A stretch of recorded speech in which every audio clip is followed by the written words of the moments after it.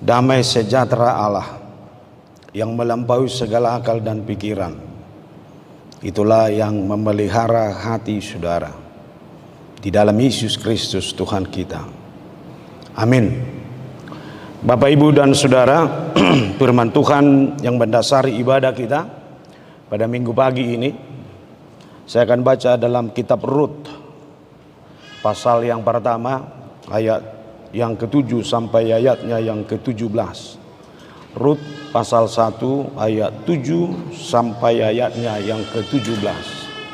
Demikian firman Tuhan. Maka berangkatlah ia dari tempat tinggalnya itu bersama-sama dengan kedua menantunya. Ketika mereka sedang di jalan untuk pulang ke tanah Yehuda, berkatalah Naomi kepada kedua menantunya itu, "Pergilah, pulanglah masing-masing ke rumah ibunya. Tuhan kiranya menunjukkan kasih-Nya kepadamu, seperti yang kamu tunjukkan kepada orang-orang yang telah mati itu, dan kepadaku. Kiranya atas karunia Tuhan kamu mendapat tempat perlindungan masing-masing di rumah suaminya." Lalu diciumnyalah mereka, tetapi mereka menangis dengan suara yang keras dan berkata kepadanya, "Tidak, kami ikut dengan engkau pulang kepada bangsamu."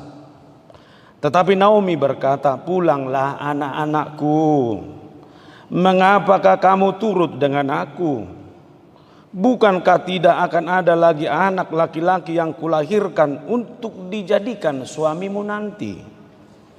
Pulanglah anak-anakku, pergilah, sebab sudah terlalu tua aku untuk bersuami. Seandainya pikirku ada harapan bagiku, dan sekalipun malam ini aku bersuami, bahkan sekalipun aku masih melahirkan anak laki-laki, masa akan kamu menanti sampai mereka dewasa? Masakan karena itu kamu harus menahan diri dan tidak bersuami? Janganlah kiranya demikian anak-anakku. Bukankah jauh lebih pahit yang aku alami daripada kamu? Sebab tangan Tuhan teracung terhadap aku." Menangis pula mereka dengan suara keras. Lalu Orpa mencium mertuanya itu minta diri, tetapi Rut tetap berpaut padanya. Berkatalah Naomi, "Telah pulang iparmu kepada bangsanya dan kepada para allahnya. Pulanglah mengikuti iparmu itu." Tetapi kata Rut, "Janganlah desak aku meninggalkan engkau dan pulang dengan tidak mengikuti engkau. Sebab kemana engkau pergi, ke situ jugalah aku pergi. Dan di mana engkau bermalam, di situ jugalah aku bermalam. Bangsamulah bangsaku, Allahmulah Allahku. Di mana engkau mati, aku pun mati di sana.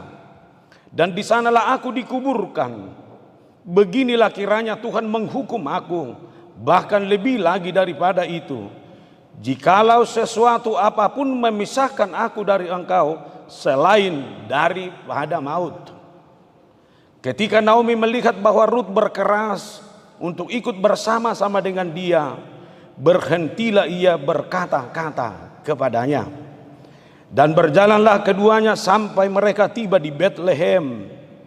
Ketika mereka masuk ke Betlehem, gemparlah seluruh kota itu, karena mereka dan perempuan-perempuan berkata, "Naomi kah itu?" Tetapi ia berkata kepada mereka, "Janganlah sebutkan aku Naomi, sebab aku Allah marah, sebab yang Maha Kuasa telah melakukan banyak yang pahit kepada aku." Demikian firman Tuhan.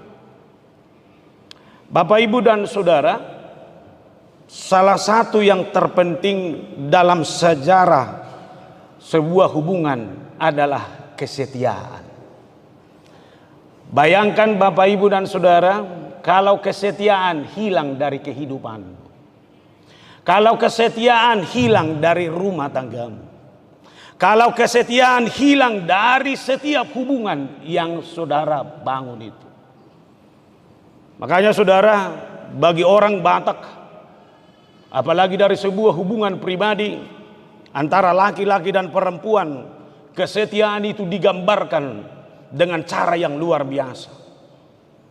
Ada yang begitu elegan, lembut, sopan, bahkan ada yang ekstrim. Saudara masih ingat lagu Meduda Bayon? Gambaran dari sebuah lirik lagu yang begitu disenangi oleh orang Batak yang mau menyatakan bagaimana dia berkomitmen setia dalam hubungannya itu. Holakona maito bunga niate ateki. Bayangkan betapa dalamnya kata-kata itu. Lalu ketika sebuah perpisahan datang, lihatlah kata-kata dari lagu di tahun ya jibatai. Di sido haboloko titimi itu daktar tahun nabe. Efek dari ketidaksetiaan itu. Alaya dong musedo na ekstrim. Apa itu? Ikombate di tangakku do halekmi. Bayangkan saudara. Artinya saudara, ini adalah bentuk kekecewaan yang luar biasa. Sampai-sampai dia mengeluarkan kata-kata yang ekstrim seperti itu. Maka saudara, hari ini kita mengevaluasi ulang itu apa sih definisi dari kata-kata kesetiaan itu sendiri. Kesetiaan itu dapat kita artikan dalam banyak hal. Tapi minimal harus kita katakan bahwa kesetiaan itu dapat diartikan sebagai keteguhan hati seseorang, keteguhan hati kepada janji dan pendirian yang telah dibuat. Maka kepada laki-laki, tolong ya, jangan gampang buat janji kawan. Kalau belum benar mengenak benar, nggak usah ngomong dulu, intip-intip dari jauh dulu lah. Lebih bagus lihat-lihat dulu, nanti kalau udah ngomong, kalau tidak bisa setia, bahaya. Ganti-ganti terus kan repot. Artinya dalam segala hal itu juga berlaku. Dalam sebuah pekerjaan, orang yang bekerja juga perlu setia. Saya nggak tahu ini fenomena sekarang ini. Baru masuk 1 tahun kuliah, mak saya nggak betah. Jadi gimana? Ujian lagi lah. Mamamu nggak bisa katakan apa-apa. Ya udahlah nak, demi kesenanganmu. Ujian lagi lah. Luluslah kemarin. Kau senang, mamamu babak belur. Kan itu. Dalam pekerjaan juga lihat sekarang aneh-aneh juga. Baru 1 tahun bekerja, bosan cari kerjaan yang lain. Akhirnya cari kerjaan yang lain. Bekerja di tempat lain belum ada lama, bosan pindah lagi. Akhirnya seperti pom bensin, semua mulai dari nol. Kapan kamu memiliki karir? Kapan kamu bisa mengekspektasikan dirimu dalam sebuah tanggung jawab yang terus menerus? Maka saudara, dalam hubungan beriman juga harus kita pikirkan. Kalau saudara setia dengan imanmu, maka pertanggungjawabkan imanmu lebih dari segala-galanya. Termasuk khotbah hari ini. Ini adalah bentuk kesetiaan saya. Saya pulang tadi malam, pesta kita itu jam 1. Tapi lihat saya tidak terlambat tadi. Ujolo rupiah usia piga-piga situ saat lagi dia. Artinya demi sebuah kesetiaan ada konsekuensi. Ini harus kita pertanggungjawabkan dalam banyak hal.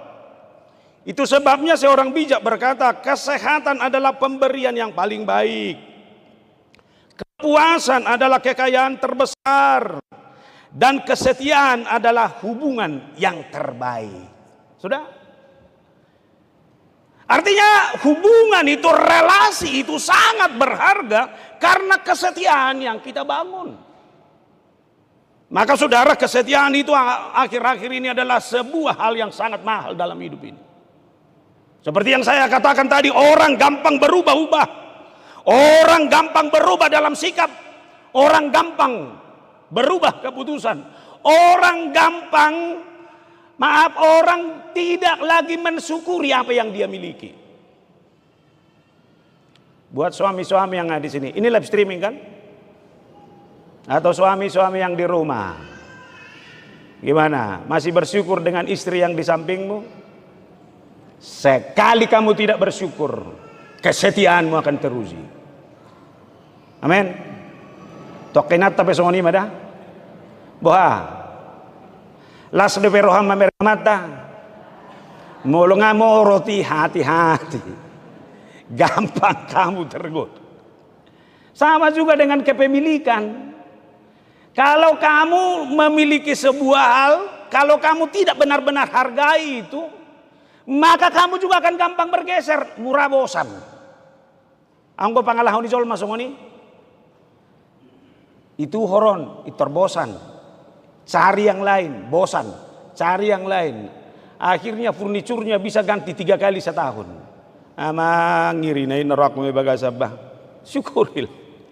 Lalu yang kedua, kesetiaanlah yang melahirkan sebuah komitmen. Gak mungkin orang yang gak setia memiliki komitmen. Maka uji itu. Istri di pacar di sana, megang handphone di sini. Lihat apa bang? Gak ada, TikTok aja katanya. Tapi sudah gambar yang lain di sini. Nah inilah. Lalu bagaimana kabar saudara memiliki komitmen yang kuat? Oleh karena itu bangun kesetiaan itu. Lalu kesetiaan tidak ada ruang untuk sebuah kebencian. Orang yang setia tidak pernah membenci. Orang yang setia tidak akan pernah saling membenci. Ketidaksetiaanlah yang membuat kebencian itu ada di mana-mana. Tang lomoro hakku mamerengi. Puasa au mama botoi. Hancur. Maka sudah. Kalau hari ini kita evaluasi ulang kenapa kita harus setia? Maka saya harus katakan karena Tuhan itu adalah setia. Sebagai orang yang mempercayai Tuhan dalam kesetiaannya, maka saya juga sebagai orang percaya yang percaya kepada Tuhan, yang percaya itu harus setia dalam segala hal. Tuhan akan senantiasa mencintaimu sampai akhir zaman. Tuhan akan senantiasa menyertaimu sampai akhir zaman. Benar enggak penyertaannya itu sampai hari ini? Penyertaan Tuhanlah yang membuat saya mampu berdiri hingga saat ini.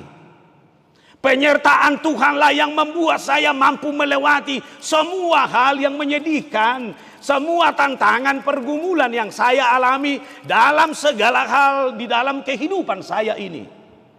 Karena kalau Tuhan berjanji, Dia yang mencipta, lalu Dia berjanji memelihara, pemeliharaannya itu adalah pemeliharaan yang kekal selama-lamanya. Tapi kesetiaan kepada Tuhan itu adalah satu hal yang harus kita bangun.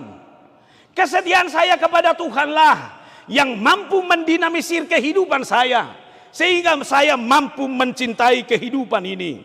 1 Yohanes 4 ayat 20. Jikalau seorang berkata aku mengasihi Allah dan ia membenci saudaranya, maka ia adalah pendusta. Karena barang siapa tidak mengasihi saudaranya yang dilihatnya, tidak mungkin ia mengasihi Allah yang tidak dilihatnya. Artinya saudara, kualitas sebuah hubungan yang saya bangun itu diinspirasi, itu disemangati, itu benar-benar berasal dari hubungan saya yang kuat dengan Allah.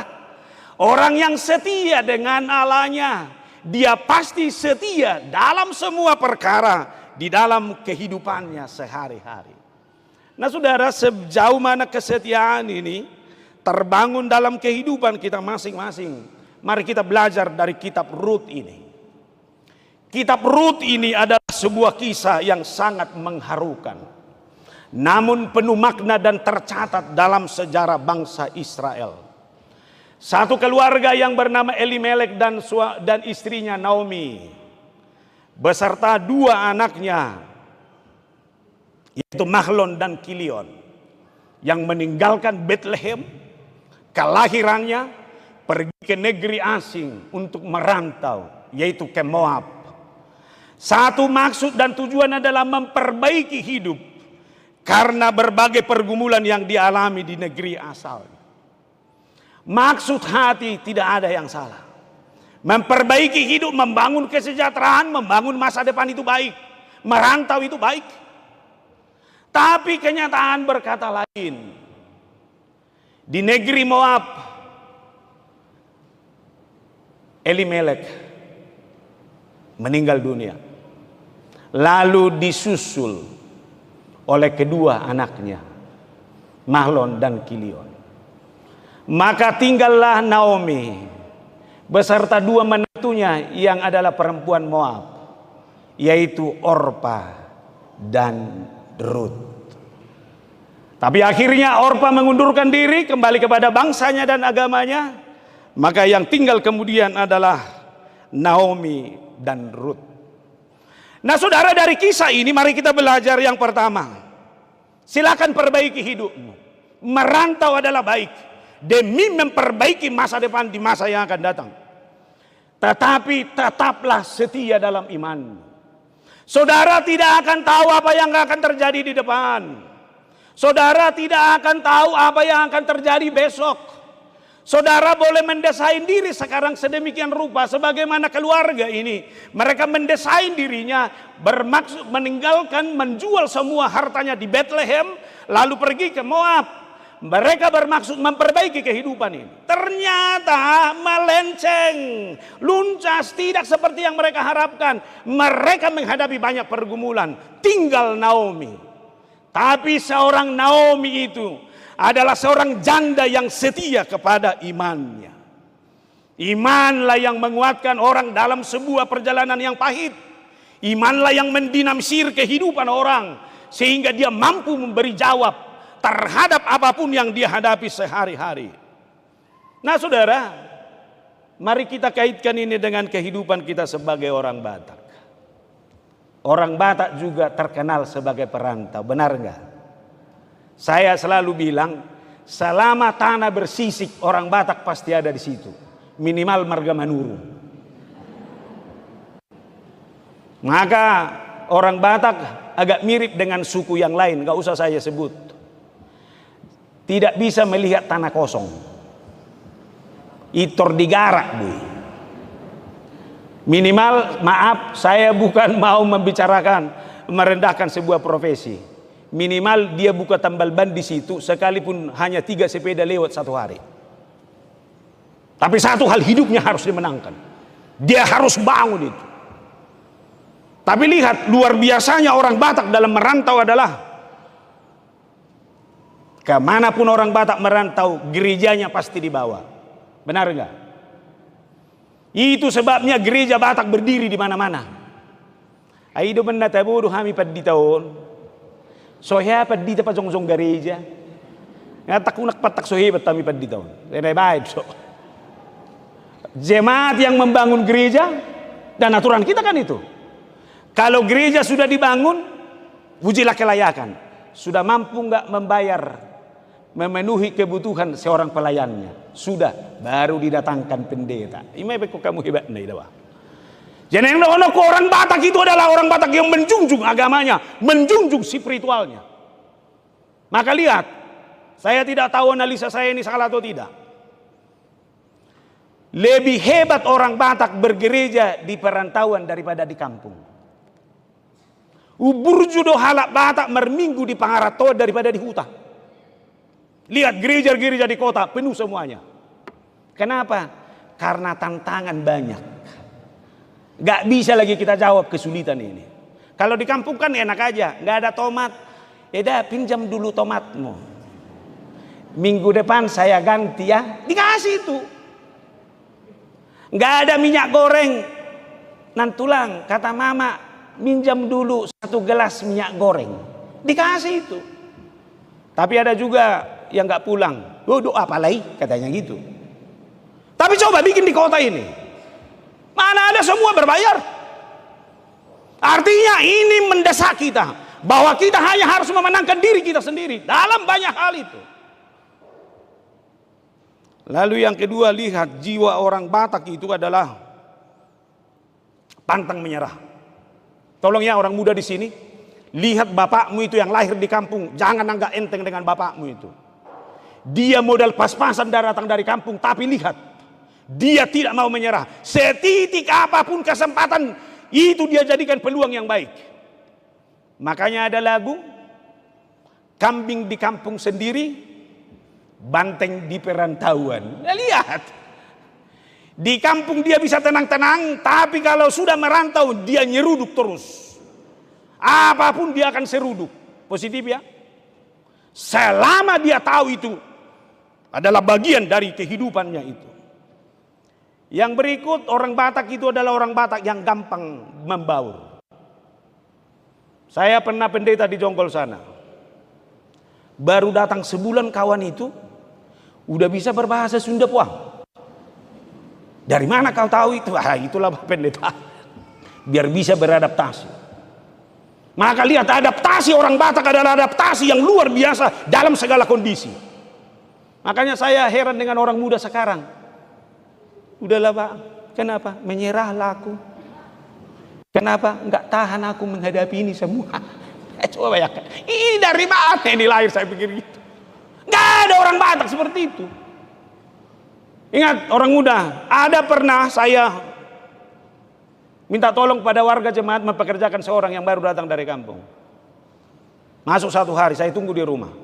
Waktu saya pendeta di Cilengsi sana. Gimana pekerjaan 1 hari ini? Dia kebetulan manggil Lai sama saya. Enggak tahu Lai. Kenapa?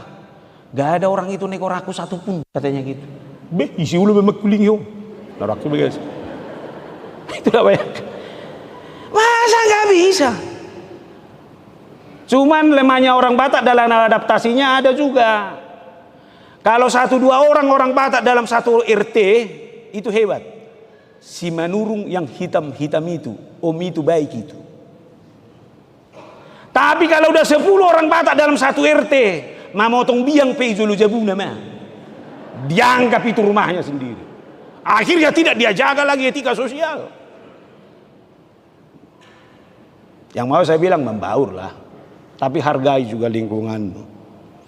Patut doha ngoluan, tois doha magoan. Lihat, ini sebuah penyemangat bagi orang Batak dalam segala hal. Patut doha ngoluan, tois doha magoan. Ini soal etika hidup. Dia itu jujur, burju. Dia adalah orang yang bisa melakukan banyak hal, bersahabat dengan siapapun dalam segala kondisi. Ini adalah kualitas hati. Ini adalah kualitas spiritual. Siapa yang hidup dalam padokan ini, kata-kata itu, biasanya dia akan survive dalam segala hal. Itu sebabnya orang Batak sangat setia berkawan. Nak koto sonari setia do pihak Batak nuain. Orang Batak jangan diuji soal kesetiaannya berkawan. Manuk ni pialangge kotek-kotek lau marpira. Sirang nama raliale lobian mateanina. Ini ciri khas orang Batak. Makanya bagi saya orang Batak itu adalah orang yang luar biasa dalam segala memenangkan hidupnya, memenangkan pertempuran hidupnya, memenangkan dimanapun dia hidup. Dia harus survive dalam segala hal. Lihat, secara iman kita tidak mau dilemahkan oleh apapun. Dalam banyak hal kita terus membangun itu. Maka lihat, kita selalu memimpikan itu. Waktu anak saya dulu lahir, terus ada orang mengingatkan, molong ama pipilan no pusok ngai sipada.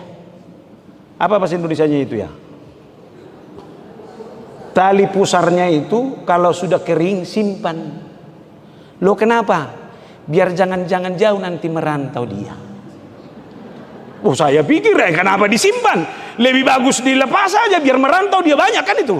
Ketemu banyak tempat. Kalau saya pendeta di sini terus, anak saya di Amerika nanti kan enak. Pak, datang dulu ke sini, santai-santai dulu Bapak. Kan enak. Tapi saya nggak tahu. Saya mau koreksi sekarang. Saya mau minjam istilah Renal Kasali. Saudara mau anakmu seperti maaf ya, kita ibaratkan ini, burung merpati atau burung raja wali?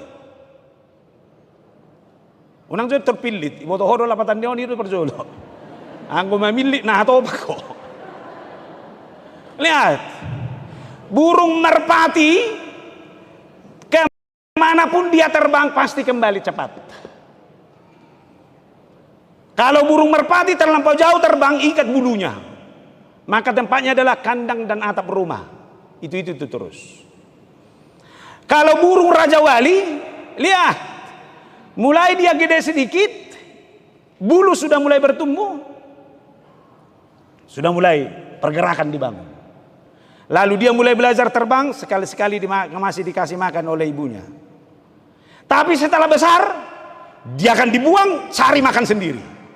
Makanya ketika burung raja wali terbang, gak tahu kapan itu kembali. Pilih mana? Burung merpati atau raja wali? Bingung kan? Dan saya tidak mau kasih solusi. Pilih aja. Bagi saya bisa dua-duanya baik. Sebab dekat dengan anak enak. Hati-hati bulu najonokgo masih ososan. Dekat-dekat itu belum tentu nyaman. Bisa menambah persoalan. Sekali-kali datang, wow enak loh. Anakku mengirim, dapat kiriman hari ini dari anakku. Kipas-kipas oleh ibu itu kan. Anaknya nggak pernah dilihat tapi uangnya dinikmati. Luar biasa. Itu. Maka datanglah ngiri-ngiri sedap. Udah nonton? Tadi nong manotok kamu sudah. Udah kutonton dobe. Tapi ada pesan moral ya. Unang gitali anakmu. Aduh bahasa Indonesia nih teh. Ima kasih dope saya boto sarupa do tahu tidak. Jangan membangkitkan amarah, kekesalan anakmu. Jangan paksakan kehendakmu kepada anakmu. Berdiskusilah.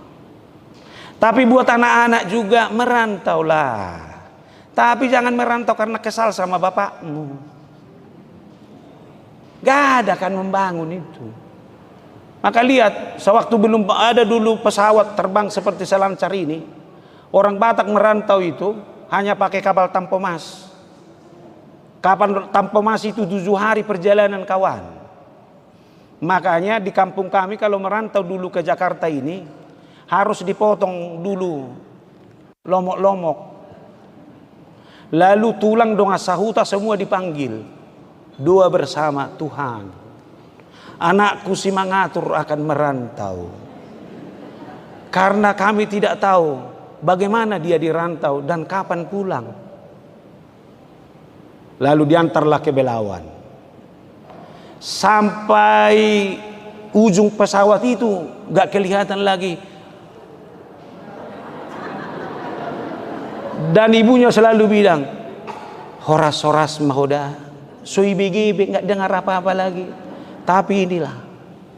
Tapi setelah makmur dan PMH lewat dari Lagu Boti dan handphone sudah ada. Kalau ada merantau dari kampung kami, lau mahon noda, mama gak sempat ngantar ya. Sehat-sehatlah kau amang. Jumpai bapak tuamu ya. Begitu sampai kirim SMS ya. Begitu nyampe oma ngasahak biau sambil mersukil matutu. Ini sekarang. Yang mau saya katakan adalah kita tidak tahu apa yang terjadi di depan. Dimanapun kita hidup, jaga kualitas imanmu, kesetiaanmu kepada Tuhanmu. Itulah yang menguatkan dan menginspirasimu dalam segala hal. Maka bertobatlah. Jangan paksakan apapun, doakan anakmu. Ini anak-anak pun merantau, kesal bapaknya gak pulang. Pulang ya. Ada yang sok pengaranto, mulak mau mulak. Nak kolak kepek dikirim. Itu makanya ada lagu uzu di ngolukom manian. Gak ada gunanya uangmu kau kirim ke kampung, tapi kamu gak pernah pulang ke kampung. Ima taringotu sih. Yang kedua, belajar dari Naomi juga. Ini adalah filosofi hidup yang luar biasa. Lihat, Naomi itu sudah benar-benar menderita, ditinggalkan suaminya, ditinggalkan kedua anaknya. Tapi lihat bagaimana dia membangun orientasi. Seharusnya dia akan bujuk si Orpa dan Ruth itu untuk bersama dengan dia. Tapi orientasinya bukan dirinya, orientasinya adalah kehidupan. Orientasinya adalah masa depan dari kedua mantunya itu. Pulang ke negerimu, pulang kepada Allahmu. Saya ini tidak ada lagi yang bisa kau harapkan apa-apa. Di samping saya tidak memiliki saudara, saya juga tidak mungkin lagi menikah. Kalaupun saya menikah hari ini, malam ini, tidak mungkin kamu tunggu. Artinya saudara, dia memberikan pilihan dan kebebasan itu. Yang mau saya katakan, jangan paksa orang peduli sama kamu. Jangan paksa orang berkasihan sama kamu. Jangan paksa orang lain untuk mengerti keadaanmu. Tapi bangun semangatmu. Saudara harus keluar dari keterpurukanmu itu. Bersama dengan Tuhanmu. Semua hal bisa kamu menangkan. Amin. Kalau kamu diputuskan hari ini, sudahlah, terima kasih Tuhan sudah bisa putus hari ini. Itu artinya saya bisa dapat pacar baru. Maka orang yang beriman itu gampang move on. Kalau orang yang setia itu gampang bergeser melihat peluang-peluang baru. Dia akan membangun pola dan visi yang baru dalam kehidupannya. Ini yang mengarahkan dia dalam kualitas kehidupan yang terbaik di masa yang akan datang. Lihat, mana lebih banyak orang Batak bersimpati atau berempati?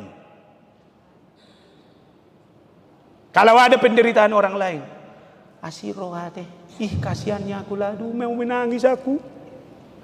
Kalau gitu kita bantulah, jangan gitu dulu lah. Lihat ini kualitas kita.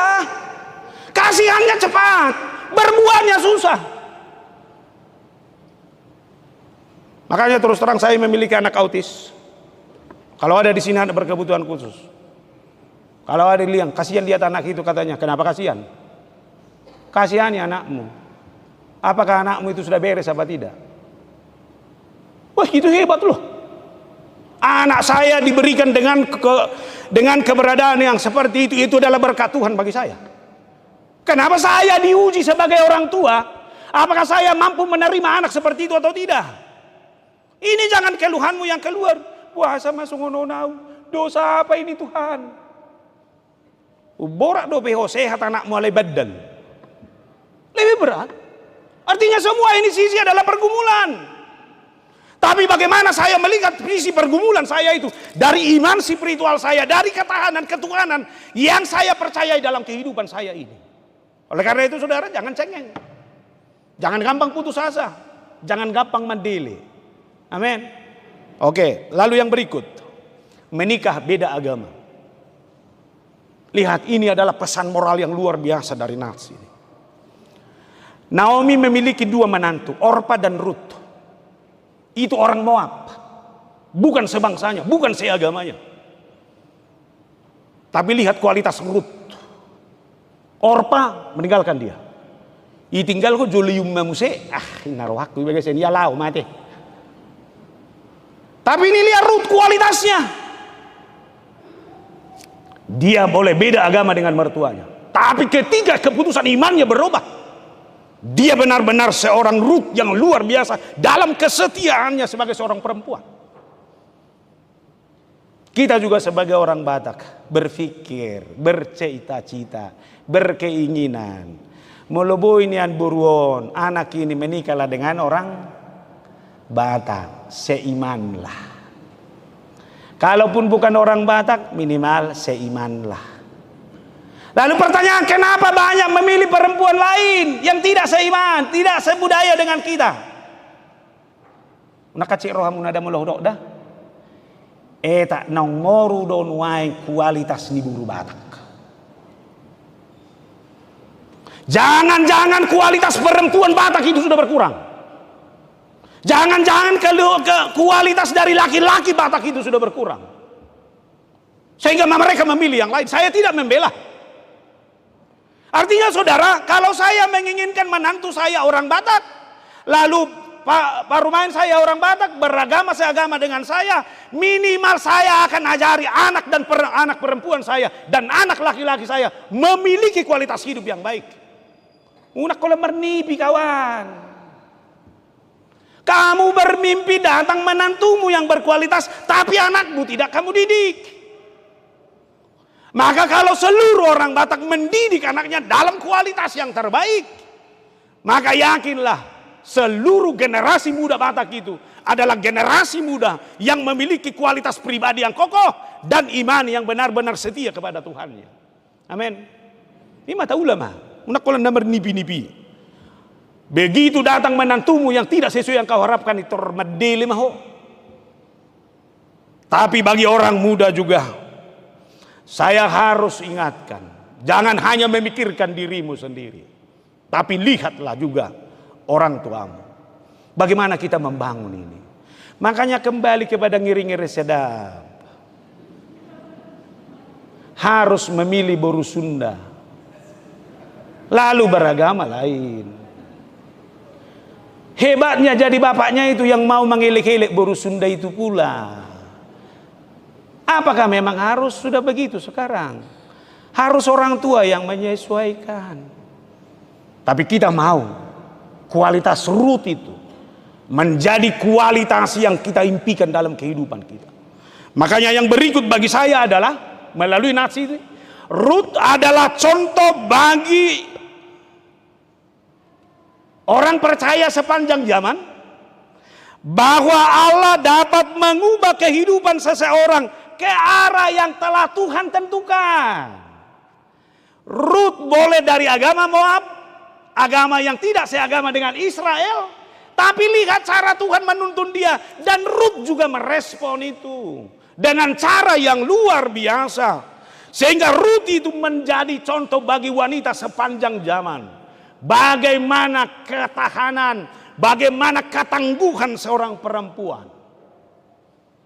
Maka saudara, saya mau mengajak kita melihat diri Rut itu. Berani mengambil keputusan yang sangat luar biasa. Mengikuti agama mertuanya. Mengikuti bangsa mertuanya. Dan dia bertanggung jawab akan kehidupan orang tuanya itu. Lihat. Ibrani 11 ayat 6. Tetapi tanpa iman tidak mungkin orang berkenan kepada Allah. Sebab barang siapa berpaling kepada Allah, ia harus percaya bahwa Allah ada. Dan bahwa Allah memberi upah kepada orang yang sungguh-sungguh mencari dia. Lihat. Latar belakang boleh berbeda, tapi ketika keputusan iman diambil, tetapi iman tidak mungkin orang berkenan kepada Allah. Sebab barang siapa berpaling kepada Allah, sekali lagi, barang siapa berpaling kepada Allah, ia harus percaya bahwa Allah ada. Porsi doa dong debata. Imani. Allah mampu memberi upah kepada orang-orang yang sungguh-sungguh mencari dia. Percaya atau tidak mah? Inilah pribadi. Inilah keputusan iman yang ada dalam diri Rut itu. Maka yang pertama, Rut itu adalah orang yang setia. Lihat. Semua budaya pasti membuka peluang ini. Kalau seorang perempuan sudah sendiri ditinggalkan suaminya, dia bisa menikah lagi. Di HKBP ibu itu bisa ngoni, boy, nababel boy itu mengulim sih, nggak ada masalah itu. Apalagi dalam budaya Batak, dulu nggak tahu sekarang kayaknya udah nggak mungkin lagi, nggak pernah lagi. Kalau seorang perempuan ditinggal suaminya, belum memiliki anak, dulu itu dari kuburan langsung pulang ke rumah orang tuanya. Itu dulu. Tapi sekarang itu nggak lagi. Sudah banyak orang yang sudah seperti itu, tetapi tetap bersama dengan keluarga suaminya, nggak ada masalah. Artinya lihat, ini kesetiaan seorang Rut ini. Dia tidak mengambil pilihan itu. Dia mengatakan untuk tetap bersama dengan mertuanya Naomi. Dan kesetiaannya dia tunjukkan. Dia setia ketika suaminya masih hidup. Dan dia setia juga ketika dia sudah menjadi janda. Nang dohonokku tuak kaina nama balu sutung buli bihamu dang nai dohonokku. Tapi yang mau ditunjukkan oleh seorang Ruth ini adalah kualitas hidup. Sebab dalam konsep diri yang berikut, dia menunjukkan itu sebagai seorang perempuan pekerja keras.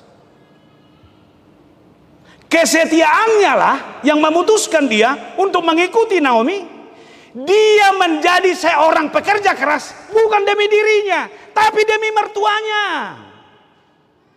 Bayangkan dia tidak merasa malu harus memungut jelai yang dipanen di ladang orang lain, yaitu Boas. Bahkan sekalipun Boas sangat mengasihani dia, dia tidak mau duduk diam. Dia bekerja terus. Ini sakit nebel gedut di kita. Ketika ada kesempatan, pergunakan kesempatan sebaik-baiknya. Kalau bisa tidak bekerja keras, dengan senang-senang, tenang, nikmati. Seorang Ruth nggak mau seperti itu. Bukankah Boas sudah memberikan kenyamanan itu? Tapi dia berkata dengan bekerja keras dia harus memenangkan itu. Maka saya ingatkan, mari kita lakukan ini. Anggo dia ibu orang Batak yang sendiri memang dak siragu hono tononate. Nagudangan ni nama balu di tonga-tonga ni halak Batak lam jago mengajari anak. Itu sebabnya seorang perempuan yang sudah sendiri nama balu di orang Batak, anak-anaknya sukses semua kawan. Asal mah dihapadoton. Berjuanglah. Lalu yang berikut, dia juga adalah orang yang benar-benar mampu menunjukkan rasa terima kasih yang luar biasa. Saudara tahu bagaimana Ruth itu ketika Boas yang mengagumi hidupnya lalu mau memperistri seorang Ruth. Apa kata Ruth? Dalam Ruth pasal 2 ayat 10. Lalu sujudlah Ruth menyembah dengan mukanya sampai ke tanah dan berkata kepadanya, mengapakah aku mendapat belas kasihan daripadamu, sehingga Tuhan memperhatikan aku, padahal aku ini seorang asing. Artinya saudara, dunia ini akan berpihak. Dunia ini akan memilih kepada orang yang benar-benar setia dalam janjinya, setia dalam komitmennya, setia dalam imannya. Dan orang yang setia itulah orang yang mampu membangun kegaguman, membangun hal-hal yang indah dalam kehidupan ini. Oleh karena itu Bapak, Ibu dan Saudara, kembalilah ke dalam kehidupan. Belajar dari para perempuan ini. Jadilah orang yang setia dalam setiap perkara yang saudara hadapi dalam kehidupan ini. Tuhan memberkati. Horas, kita berdoa.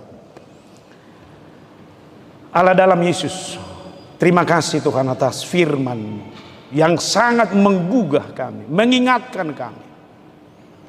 Bagaimana kehidupan seorang Naomi dan Ruth yang setia dalam imannya, setia dalam keputusannya, setia dalam komitmennya. Sekalipun Ruth seorang Moab yang belum mengenal Tuhan, tapi begitu dia memutuskan untuk mengimani Tuhan, dia menunjukkan kesetiaannya kepada Tuhan, kesetiaannya dalam hidupnya, sehingga dia menjadi seorang perempuan yang kuat, pekerja keras dan mampu berterima kasih. Kesetiaan akan menginspirasi setiap orang menjadi orang yang memiliki komitmen yang kuat untuk terus membangun kehidupan. Biarlah Ruth bukan hanya seorang tokoh bagi kami, bukan hanya sebuah nama yang indah kami dengar, tapi Ruth melalui kesetiaannya akan menginspirasi kami dalam kehidupan ini. Bahwa sesulit apapun hidup kami akan menangkan itu karena kami punya Tuhan. Kami tidak boleh ragu akan pemeliharaan. Berkatilah kami semuanya Tuhan. Hanya di dalam Yesus Kristus yang adalah Tuhan yang setia bagi kehidupan kami. Amin.